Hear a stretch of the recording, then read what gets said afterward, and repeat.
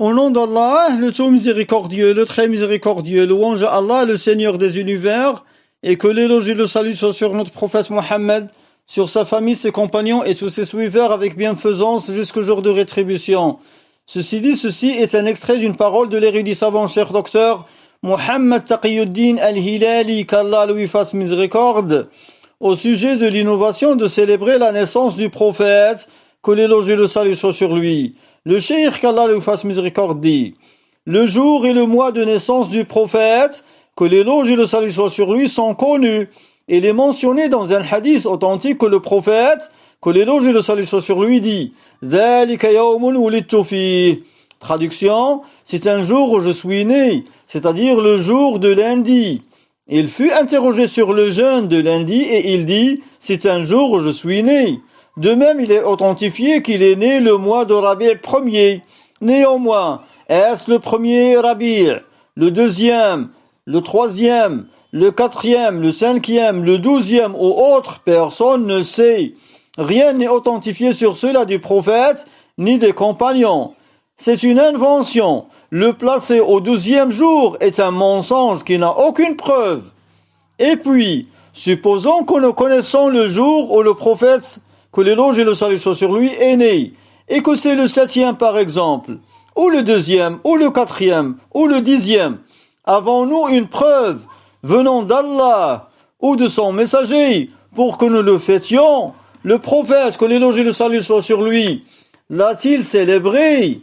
A-t-il jamais rassemblé ses amis et dit: célébrez ma naissance et lisez un récit? Jamais.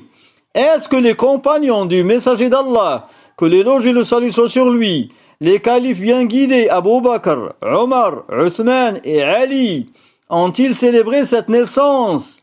L'un d'eux a-t-il fait cela? Jamais. Les successeurs l'ont-ils célébré? Tous, dont Al-Hassan, Abu Qilaba et autres parmi les successeurs. Y a-t-il un parmi eux qui l'a célébré? Jamais. Est-ce que l'un parmi les suivants, comme Abu Hanifa, Malik, Al-Shafi'i, Ahmed ibn Hanbal, Sufyan al-Thawri, Sufyan ibn Uyayna, Abdullah ibn al-Mubarak, Al-Awza'i, Al-Bukhari, Muslim, Abu Dawud, Al-Tirmidhi, Al-Nasa'i, Ibn Majah, Al-Daraqutni, Al-Bayhaqi, est-ce que l'un parmi eux l'a fêté? Si la célébration des naissances était juste, légiférée et renfermant un bien, ceux-ci ne l'auraient pas délaissé. Qu'Allah enlaidisse un individu qui accuse ceux-ci d'ignorance ou de manquement. Car si la célébration de la naissance du prophète était juste et renferme une récompense, alors soit que ces gens parmi les compagnons, les successeurs et les savants mujtahidines étaient ignorants, soit ils étaient négligents vis-à-vis du droit du prophète.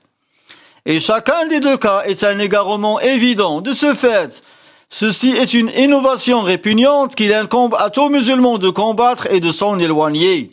Si nous voulons l'agrément d'Allah et de son messager, que devons-nous faire? Allah dit: قل إن كنتم تحبون الله فاتبعوني يحببكم الله ويغفر لكم ذنوبكم والله غفور رحيم قل أطيعوا الله والرسول فإن تولوا فإن الله لا يحب الكافرين. Traduction approchée du sens des versets: si vous aimez vraiment Allah, suivez-moi, Allah vous aimera et il vous pardonnera vos péchés.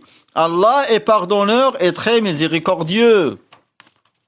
Dit: obéissez à Allah et au messager, et s'ils se détournent, alors Allah n'aime pas les mécréants. Surat Ali Imran, la famille de Imran, les versets 31 et 32.